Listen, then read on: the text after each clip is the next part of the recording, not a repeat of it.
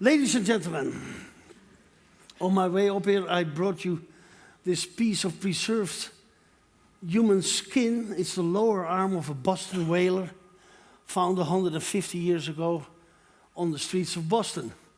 In those days, there was no photography, so they didn't know how to preserve the image of somebody, so like they would keep the tattoo above the ground for later identification. It broke. Formaldehyde all over me. But let's start where I wanted to start. In the French city of Beaulieu, one can see the world's finest pieces of needlework ever, the Beaulieu tapestry. And it's a medieval iconography report of the Battle of Hastings in 1066, where William the Conqueror defeated Harold II. And when the battle was over, Edith the Swan Neck, his wife, went up on the battlefield and went through all the demolished bodies to look for her husband. And she identified her husband by two tattoos. He had his love for England on the left side and his love for his wife on the right side. And tattoos has always been a way to identify people. In 1978, the Herald of Free Enterprise sunk in front of the Zeebrugge harbor, and 80% of the whole identification was done by the tattoos. Up till today, this is a way to identify people. Next to the teeth, tattooing is a very easy way. I'm pretty sure that the Malaysian air disaster, also people were identified by the tattoos. Tattoo has a big role in this matter after death. There is not only the identification, Dutch sailors get tattooed, they have golden earrings to make sure that they can pay for their good Christian funeral, and the tattoo which identifies them also as a Christian, which is of course important. The military, the divers, the sailors all had these tattoos to make sure that they were identified as the right person. The role of tattooing after death is also an important one. We used to guarantee tattoos in the tattoo shop until 14 days after rigor mortis kicked in. And there is a lot of different cultures where the tattooing actually has a very important role after that. With the Kenyan people, for example, the tattoo should be very black because they give light in the hereafter, the light which helps you in the darkness of the hereafter. Also, these tattoos were like stamps in a passport. These were decorations picked up during life, and these decorations you had to show by different ghosts who would check you on these tattoos, and it would bring you finally to the spot where you could swim in a nice, beautiful lake with a bunch of with presents on the floor of the lake, and you could dive for these presents. And if you were untattooed, you had to watch and see all these other people play in the lake and dive for the presents.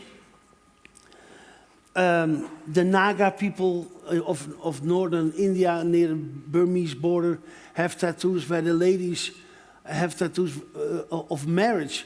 And so when they die, the god sees that the lady is married and she can wait for her husband. Otherwise, she will be given away to one of the warriors in the hereafter. In Biak, there is tattoos which have to attract the worms to eat you. So like there's a little tattoo which pleases the worms and makes the worms come and eat your body. The Ainu people in Japan, in Hokkaido, have tattoos which, again, are marriage tattoos and are only, if you don't have it, it will be done in heaven, and it's more painful in heaven when they do this. Tattoo has always been a very important thing after that, but also as a mourning aspect. When King Kamehameha died in Hawaii, all the Hawaiians tattooed their tongue. The tongue is a very extremely painful part to tattoo, especially the point of the tongue where it has a lot of touch senses. So they tattoo this thing, which is extremely painful. So they have something else. You will actually switch your mental pain for a physical pain. It's the same way when I came home as a little kid and tell my father, this guy hit me, and I was crying. He would hit me and say, here's something to cry about. And because he was a Marine and he was a butcher. And so like, this is exactly what primitive people do. They look for, and in my shop, the same thing happens all the time. I have, the second day after the Malaysia crash, I had already people who came in for a portrait of their father or a small tattoo to remember their... It is a very fashionable way to mourn at this moment. If it takes a little longer after that, after they cremated people, they bring in the ashes of the deceased and put a little bit of the ash in the ink and tattoo. And this is not only for people. People bring the ash of a whole horse, a jar this this full, and I gotta go with a spoon in there and do the ash of the horse in the tattoo, or the dog of the cat. Different strokes for different folks.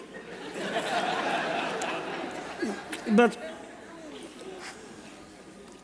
I also had one of the first kids who blew up in Afghanistan, Timo Smeing, I think was his name.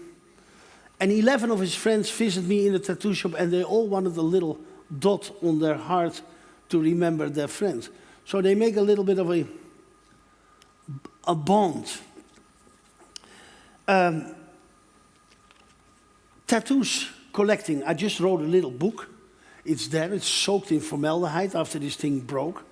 So I cannot do anything. This is all about my tattoos, because as a person, as a tattooed person, before I became a tattooed person, I was a collector of stuff connected with tattooing. And I was at a German convention where this gentleman was, Karl Urgel, and I felt completely idiotic, like completely naked within this situation. So I thought, like a spy in the house of love, I gotta get a tattoo. So I decided to be tattooed, and it took me weeks to figure out what the hell I was gonna get and why. And I couldn't find the why, and I couldn't find, so I finally found a ram's head out of my father's biology book, which I happen to be a ram but I don't believe in astrology. But anyway, I got the ram. And so it was my first tattoo. Then I quickly found out that there is no reason to really get tattooed in this society. So I took another one and a third one and a fourth one. And I became the center of my own collection. I started to collect tattoos which had to do with the history of tattooing, with a weird situation, getting a tattoo done in Samoa, which was done by hand with boar tusk on a stick, but which was against arthritis, and which was one of the oldest arthritis, anti-arthritis medicines in the world. And there was only 5 people who had the damn thing, so I thought, I gotta have this thing too. So like, I had my hand tattooed. But when I recently sat down and started to write down the history of every tattoo I have on my body, I have about 115, and all small ones and big ones. I figured out, I tried to find out what am I going to do with this stuff. I have my collection.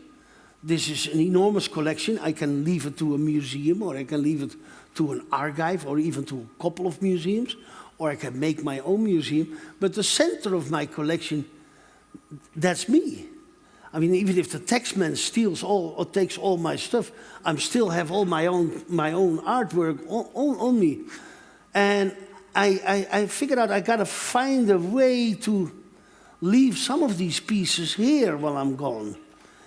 I like to leave the hand here, maybe on formaldehyde, like this. It was kind of weird to do this, talk this over with my children. What shall I leave?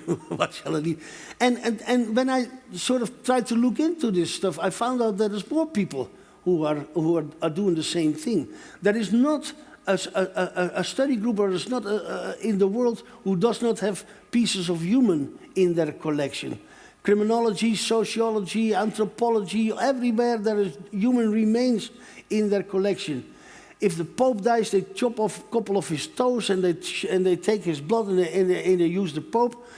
There is 18 churches in this world who have a piece of the foreskin of Jesus Christ. I mean, like, that damn thing must have been such an enormous... There is collections in the world. In London you have the Wellcome collection, which is a wonderful collection of 360 or 70 pieces of dried skin of early British tattooing. You have in France the La Cassagne collection, which is a collection of tattoos out of the Africa Corps. Fantastic tattoos, all tattoos out of the days where tattoos were a little bit of a hidden and situations, a lot of like semi-pornography there, plaisir, le putain, all kinds of ladies on sofas. It was known that Catherine the Great had 28 pornography tattoos on her body. Because in the old days, your underwear would start here somewhere and end here. So like now it's different. So like to hide all that pornography in a tanga, that doesn't work. Prince or... So we have 3 minutes left. Okay. There is a lot of fantastic stories in the world of tattooing, especially of those people who used to collect all this stuff. I went into after a whole lot of bullshit and like letters, but the first time I went to like the British Museum, I was a very young boy and I tried to see Captain Cook's, his papers and all his drawings, and I waited the whole afternoon, and then this British museum warden with a number on his head came and see me and said, "Look, excuse me, sir, but without the proper letters of recommendation, we cannot accommodate you." So I thought, fuck you. I'm going to, like, from now on, collect all these letters of recommendation. So I worked for a whole lot of museums worldwide. The Guy Branly, the Natural History in New York, and I always asked a letter of recommendation. So by now, when I show up at some museum, they open the back door for me. The Americans disinfect you first with all kinds of... and then show you 20 coconuts which have been used in the Pacific. But like, I have a stack now like this, and I can go into museum. So in Japan, I actually saw somebody who tattooed me on the chest in 1987. And when he died, they made a wooden statue of him, and they put his skin on the wooden statue. So I was actually looking at a person who tattooed me, who sat on my belly, can I do that myself too? Is it possible in Holland that they would stuff you? Like Saatje, some of you might remember the Hottentot girl who was stuffed. Saatje Berghardt, I think was her name. They finally brought her back to Hottentotland and buried her there. And now all of a sudden there is voluntary people who want to do this. When you go to the Damrak, you have the body show, and there is people being pulled apart in China. They bring them there with a boat. And so tattooed skin, how do we keep it here? The last thing I found out, there is an insurance company who just opened up in the United States, and you can get your tattooed insurance, and when you're dead, they will give you the tattoo back framed, so the family has father's chest exactly the same as the chest as Tom Custer was killed by the Indians at the Battle of Little Bighorn, and the Indians cut the tattoo out of his chest and kept it for years on the teepee wall, I was going to say, but it doesn't have a wall, but it was kept. I have 6 more seconds. I guess that's it.